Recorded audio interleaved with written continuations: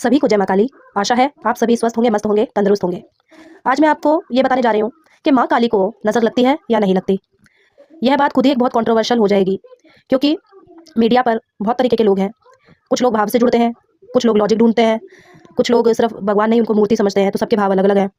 उसी प्रकार सबके मत भी अलग अलग होंगे। कोई बोलेगा नज़र लगती है, कोई बोलेगा देवी है, कैसे नज़र लग सकती है, वो तो भगवान है। तो मैं आपको बता दूँ, जैसे सबके भाव अलग अलग है ना, मेरे भाव में वो मेरी माँ है, वो देवी नहीं है। तो मेरे अकॉर्डिंग, मेरे भाव के अनुसार उनको नज़र लगती है, काली माँ को नज़र लगती है।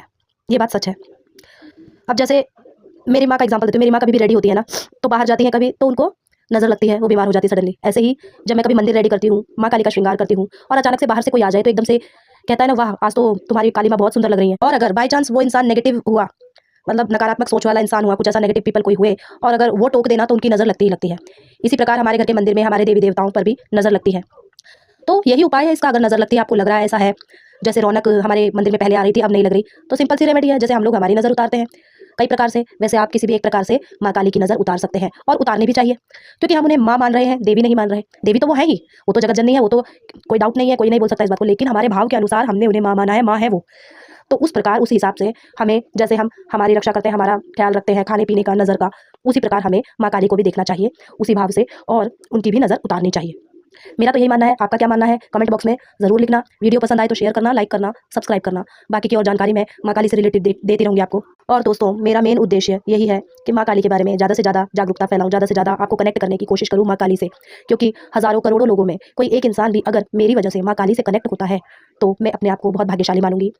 आपके जीवन को सार्थक बनाने के साथ साथ मैं अपने जीवन को भी सार्थक मानूंगी, क्योंकि धर्म कर्म में किया गया कार्य कभी व्यर्थ नहीं जाता। धर्म कर्म में की गई कोशिश कभी व्यर्थ नहीं जाती। मैं देख रही हूँ बहुत कम व्यूज़ आ रहे हैं, लोग पसंद नहीं कर रहे हैं। ये तो सामान्य बात है, क्योंकि आजकल के दौर में ये जो कलयुग है, इसमें कोई भी जल्दी से देवी देवताओं के तरफ नहीं बढ़ता। बाहर की चकाचौंध इनमें भागते हैं। तो जो इंसान धैर्यवान होगा, तो वही भगवान को प्राप्त कर सकता है, क्योंकि भगवान एकदम से मिलने वाली कोई वस्तु नहीं है। भगवान को पाने के लिए पहले के ऋषि मुनि सालों सालों तपस्या करते थे। तो सालों साल तपस्या करने के बाद भगवान की एक झलक प्राप्त होती थी। तो जो भी इंसान धैर्यवान होगा ना, तभी वो माँ का सानिध्य पा सकेगा। तो माँ काली को प्रसन्न करने के लिए मैं तरह तरह के आपको जो विधियाँ बताती रहूँगी, और भावपूर्ण वो विधियाँ बताऊँगी जो कि मैंने भी यूज़ करी हैं, जिनसे माँ खुश हुई हैं।